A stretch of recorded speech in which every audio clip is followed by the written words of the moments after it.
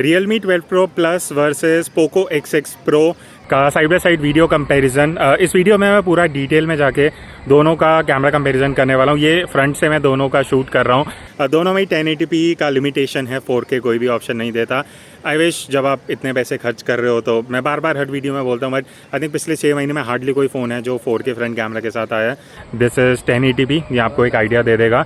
और एक और डिफरेंस है मेन, वो है इस तरीके से मैं शूट करते हुए यहाँ पे देखो 1x और 0.8x में स्विच कर सकता हूँ।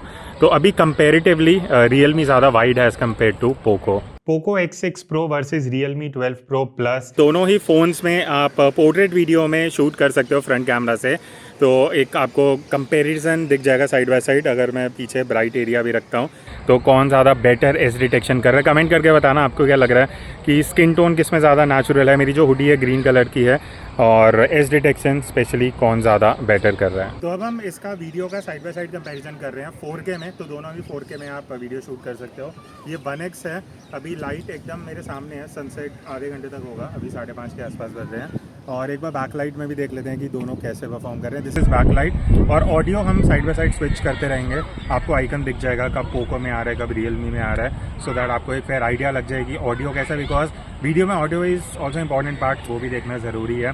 तो एक काम करते हैं, अल्ट्रा वाइड में भी सैंपल लेते हैं सेम जगह पे और देखते हैं कि कितना फ़र्क है। अब वैसे तो दोनों में आई थिंक 4-5 हज़ार के प्राइस का फ़र्क है, बट दोनों ही अपने सेगमेंट में काफ़ी सही कैमरा देते हैं। मुझे काफ़ी सही आउटपुट लगा और आपके कमेंट्स भी थे काफ़ी कि दोनों का कंपैरिजन किया जाए।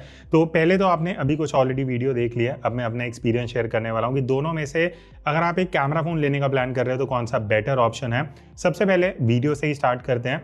अब अगर आप साइड बाय साइड कंपैरिजन देखोगे, सबसे पहला डिफरेंस ये है कि Realme की वीडियो आपको वाइड लगेगी 4K में। उसका रीज़न सिंपल सा है कि Realme से जब आप वीडियो रिकॉर्ड कर रहे हो वो 4K में स्टेबलाइजेशन अप्लाई नहीं कर रहा, पोको करता है, जिस वजह से उसमें डिजिटल क्रॉप होता है। इसीलिए अगर आप ऐसी वीडियोस देखोगे जहाँ हम चलते हुए रिकॉर्ड कर रहे हैं, वहाँ पे पोको ज़्यादा स्टेबलाइज्ड है, Realme उतना स्टेबलाइज्ड नहीं दिखेगा। बट अगर आप इतना चलते हुए वीडियो नहीं बनाने वाले, नॉर्मली ट्राइपॉड पे लगा के एक स्टेबल जगह पे कैमरा रख के वीडियो लेने वाले हो, तो Realme का ये बेनिफिट है कि आपको वाइडर वीडियो मिलेगी। और Realme में जैसे ही आप स्टेबलाइजेशन ऑन करोगे ना, आप बाय डिफॉल्ट 1080p पे चले जाओगे। एंड टॉकिंग अबाउट 1080p, यहाँ पे आप साइड बाय साइड कंपैरिजन देख सकते हो।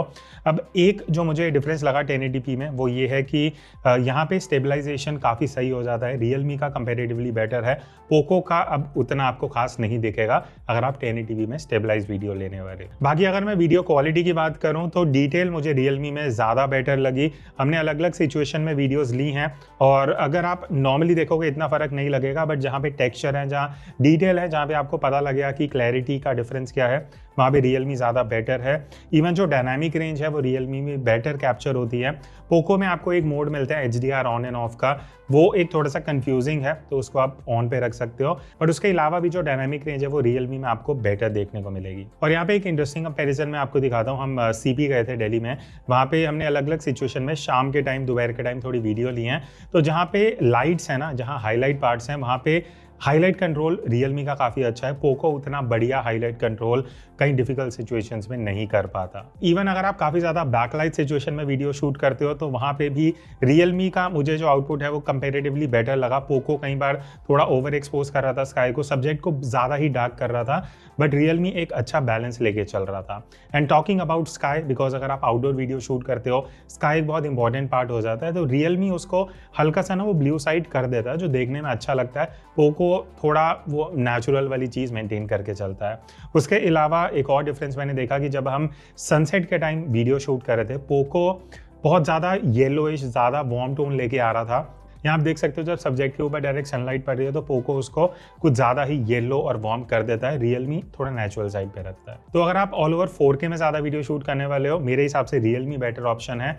बट अगर आप अल्ट्रा वाइड में वीडियो शूट करते हो 1080p में, यहाँ पे मैं आपको कुछ सैंपल्स दिखाता हूँ। तो अब हम अल्ट्रा वाइड एंगल में हमने स्विच कर लिया, सेम जगह पे यूँ में इस डायरेक्शन से लाइट आ रही है। अब अल्ट्रा वाइड दोनों में ही 1080p है, 4K का ऑप्शन दोनों में ही नहीं है। तो स्टिल कौन ज़्यादा वाइड है, कैसा आउटपुट आ रहा है, कलर्स कैसे हैं, वो देखना ज़्यादा इंपॉर्टेंट है। और डायनामिक रेंज, बिकॉज पीछे ब्लैक्स भी हैं, वाइट्स भी हैं, स्काई भी आ रहा है, तो कौन ज़्यादा बेटर कलर निकाल पा रहा है अल्ट्रा वाइड में।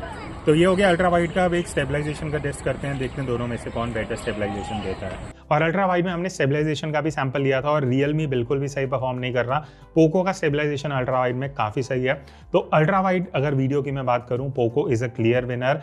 4K में अगर आप शूट करने वाले हो, रियलमी एक बेटर ऑप्शन है। इवन रियलमी पोको में 4K 30 तक का ऑप्शन है। रियलमी मुझे एकदम ऑपोजिट लगा, जैसे वो 4K में परफॉर्म कर रहा था। बहुत सॉफ्ट वीडियो है, परफॉर्मेंस बहुत पुअर है।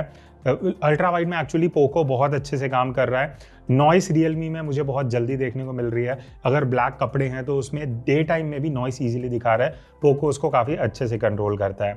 इवन जो डिटेल है, जो टेक्सचर है, जो शार्पनेस है, वो पोको में अल्ट्रा वाइड में काफ़ी ज़्यादा बेहतर। देन अब हम लो लाइट परफॉर्मेंस की बात करते हैं। अब यहाँ साइड बाय साइड सैम्पल्स देखना जो हमने शाम को या रात को वीडियो करी हैं। अब लो लाइट में स्पेशली प्राइमरी कैमरा की अगर मैं बात करूँ, रियलमी बेटर है।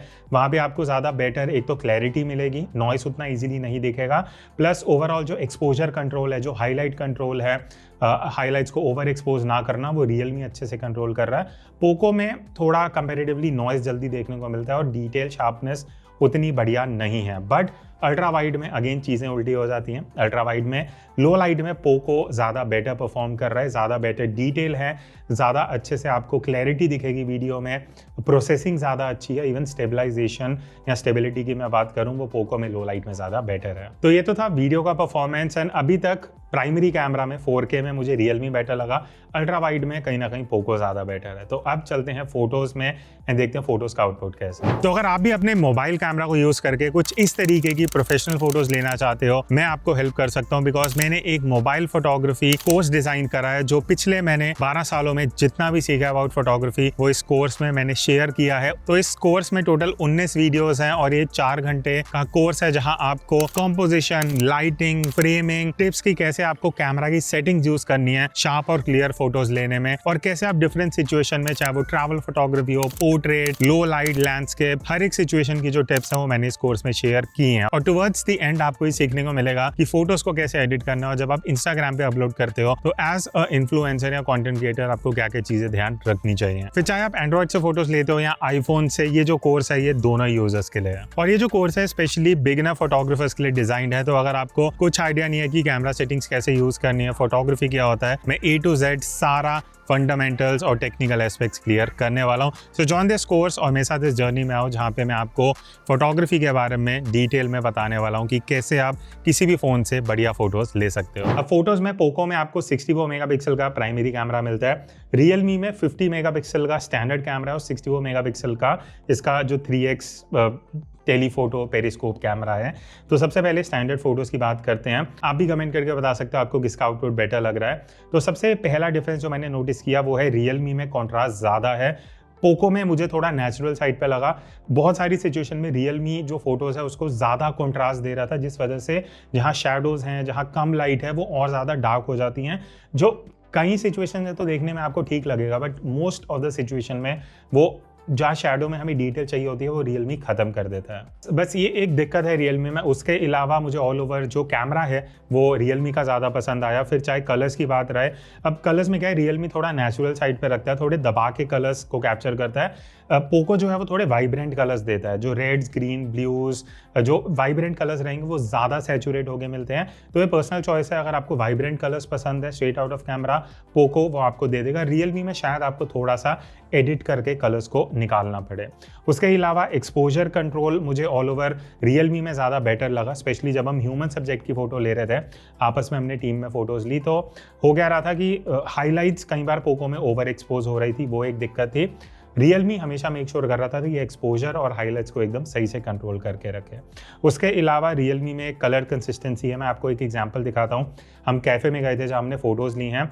अब यहाँ पे क्या हुआ कि पोको की जो फ़ोटोज़ हैं वो कलर कंसिस्टेंट नहीं है। हमने फूड के शॉट्स भी लिए, ह्यूमन सब्जेक्ट के भी लिए, कई बार ज़्यादा वार्म हो रहा है, कई बार कलर इधर उधर हो रहा था। रियलमी नेचुरल साइड पे मेंटेन करके चल रहा था। और जब हमने थोड़े शाम के टाइम फोटोज़ ली ना, तो वहाँ पे पोको क्या कर रहा था, जब डायरेक्टली सन फेस पे आ रहा था तो फोटोज़ को बहुत ज़्यादा वार्म कर रहा था। वो अगेन वो कंसिस्टेंसी नहीं आ रही थी। रियलमी उसको सही से जज करके एकदम बढ़िया स्किन टोन दे पा रहा था। तो अब बात करते हैं अल्ट्रा वाइड कैमरा की, जहाँ दोनों का ही इतना कोई बढ़िया परफॉर्मेंस नहीं है, बट मेरे को एक मेजर डिफरेंस दिखा, वही कॉन्ट्रास्ट वाला। रियलमी में अल्ट्रा वाइड में और ज़्यादा कॉन्ट्रास्ट है, जो प्राइमरी कैमरा में था वो अल्ट्रा वाइड में और ज़्यादा एनहेंस होता है, जो देखने में मुझे उतना प्लीजिंग नहीं लगा। और एक और दिक्कत, रियलमी में 3-4 फोटोज़ यहाँ पे हमने जब कैप्चर करी तो खींचते हुए फोटो में शेक आया है जब हल्की सी लाइट कम होती है।